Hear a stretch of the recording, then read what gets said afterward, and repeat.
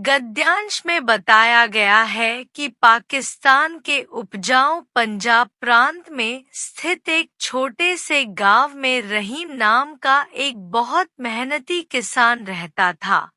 उसके 4 बेटे थे। उनके नाम अकबर, असगर, नासिर और बाबर थे, जो चारों में सबसे छोटा था। ये चारों भाई आसपास के ग्रामीण इलाकों में रहने वाले अन्य सभी बच्चों से बहुत अलग थे, क्योंकि वे अपना अधिकांश समय खेलने और शरारतें करने में बिताते थे। जब पड़ोस में रहने वाले लोग इन भाइयों की शरारतों से तंग आ जाते थे, तो उनकी शिकायत रहीम से करते थे।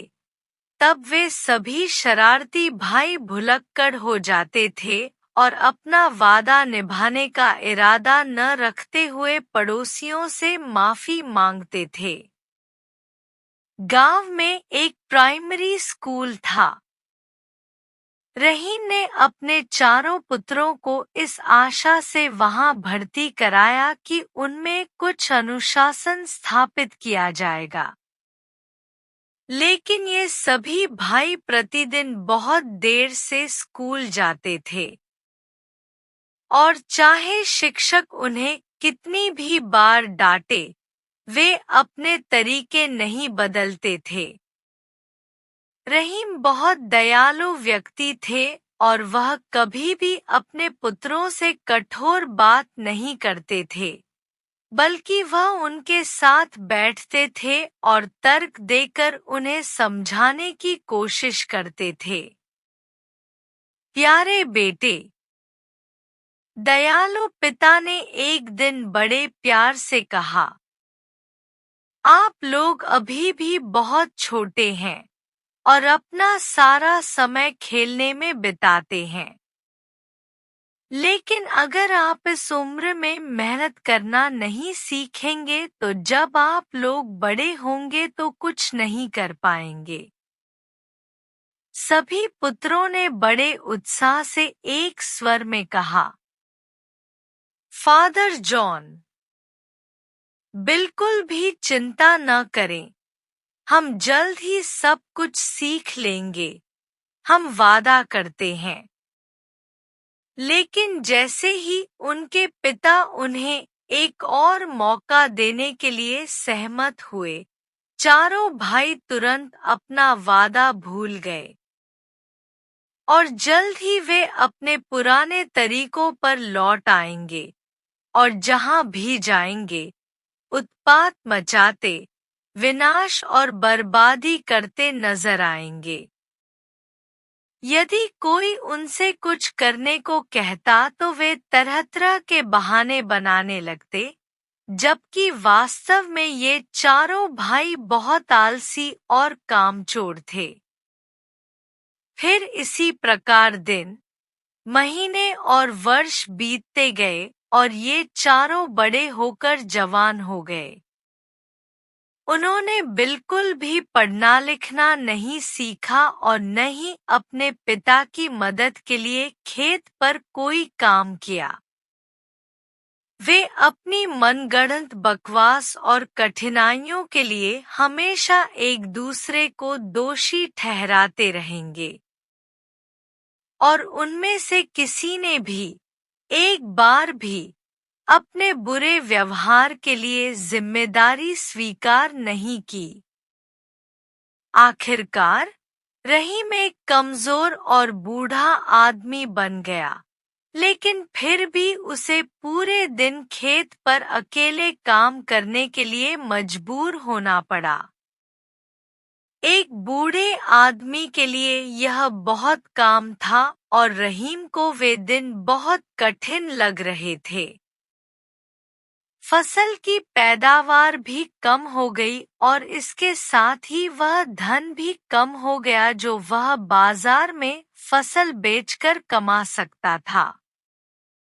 रहीम और उसकी पत्नी अपने भविष्य को लेकर बहुत चिंतित थे, लेकिन चारों भाई इन घटनाओं से बिल्कुल भी चिंतित नहीं थे। कभी-कभी वे खेत में अपने पिता की मदद करने जाते थे, लेकिन ज्यादातर वे खुद को बचाने के लिए बहाने बनाते थे। पूरे दिन वे बस बैठे रहते थे, खाते पीते थे और आराम से सोते थे। यदि कोई अकबर से खेत पर जाकर अपने पिता की मदद करने के लिए कहता, तो वह कहता, बाकी 3 में से एक को जाकर मेरी मदद करनी चाहिए क्योंकि मेरे सिर में दर्द है, आदि आदि। जब भी कोई कुछ करने के लिए कहता, वह ऐसा ही बहाना बनाता और उनमें से प्रत्येक अपने दूसरे भाइयों में से एक को काम करने के लिए प्रस्तुत करता। जब रहीम ने अपना भाषण समाप्त किया, तो उन्होंने अपनी आंखें बंद कर लीं। फिर जल्द ही उनकी मृत्यु हो गई। उनके पिता के अंतिम संस्कार और दफन के बाद भाइयों ने अपने खेत के दूसरे छोर पर खुदाई करने का फैसला किया। इसलिए उन्होंने अपना जीवन बहुत सस्ते, आलस्य और आराम से बिताया, यहाँ तक कि खेत का एक छोटा सा हिस्सा खोदना भी उसके लिए बहुत मुश्किल था। आलसी और आलसी सभी भाइयों ने जल्द ही हार मान ली और आराम करने के लिए घर चले गए। अगले दिन भी उन्होंने ऐसा ही किया, फिर अगले दिन और अगले दिन, जब तक धीरे धीरे लेकिन निश्चित रूप से अधिकांश खेत भाइयों द्वारा खोद नहीं लिया गया। पूरा 1 महीना बीत गया, लेकिन उन्होंने खजाना दबा दिया। नहीं मिला। वह इस बात का जिक्र किसी और से करना भी नहीं चाहता था और किसी की मदद भी नहीं चाहता था, क्योंकि वह नहीं चाहता था कि इस खजाने में कोई और हिस्सा ले। वे सभी खुदाई करते करते बहुत थक गए थे, लेकिन उनमें से कोई भी खजाना छोड़ना नहीं चाहता था। आखिरकार भाइयों ने माना कि उन्होंने पूरा खेत खोद डाला है, लेकिन खजाने का कोई निशान नहीं मिला। तब उन्होंने सोचा कि उनके पिता ने खजाना बहुत गहराई में दबा दिया होगा। इसलिए उन्होंने और भी अधिक गहराई तक खुदाई करने का निर्णय लिया। 1 और महीना बीत गया, लेकिन गड़े हुए खजाने का कोई पता नहीं चला। अब सारा खेत उलट-पुलट हो गया था और पड़ोसियों को भी इन भाइयों से ईर्ष्या होने लगी थी। अंततः चारों भाइयों ने गड़े हुए खजाने को खोजने का विचार त्याग दिया। लेकिन यह देखकर कि उन्होंने खेत इतनी अच्छी तरह तैयार कर लिया है, उन्होंने उस मौसम में वहां गेहूं की खेती करने का फैसला किया। जब फसल का समय आया तो खेत में बहुत उच्च गुणवत्ता और बड़ी मात्रा में गेहूं पैदा हुआ, जिसे सभी भाई बाजार में ले गए और हजारों रुपए में बेच दिया। अपने पिता की सलाह मानकर सभी भाई अपनी कमाई हुई संपत्ति अपने चाचा के पास ले गए और उनसे अनुरोध किया कि वे उस धन को चारों में बराबर बांट दें।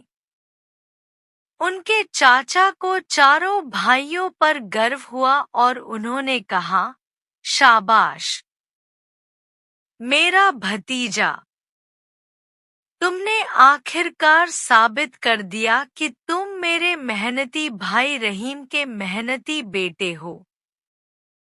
यह खेत जो मेरा भाई तुम्हारे लिए छोड़ गया है, अपने आप में एक खजाना है।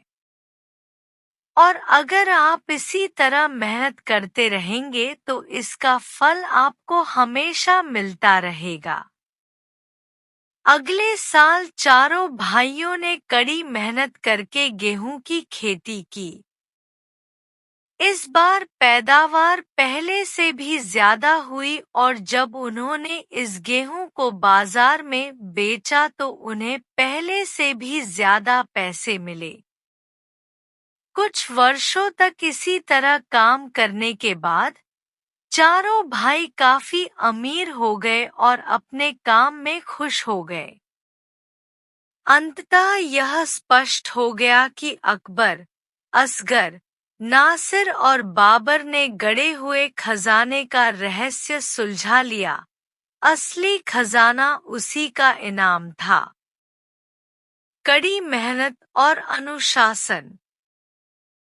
चारों भाइयों को अपने पिता की बुद्धिमत्ता और दूरदर्शिता पर गर्व था, क्योंकि वह एकमात्र व्यक्ति थे जिन्होंने उन्हें कड़ी मेहनत, अनुशासन, एकता और अपने बड़ों के प्रति सम्मान सिखाया।